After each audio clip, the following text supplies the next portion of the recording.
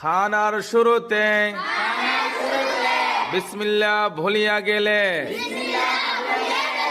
এই দোয়া পড়িতে হয়। বিসমিল্লাহি আউয়ালাহু ওয়া আখিরা। এই দোয়াটা কে পারবা? নাম কি? দাঁড়াও, মুজাহিদ বলো।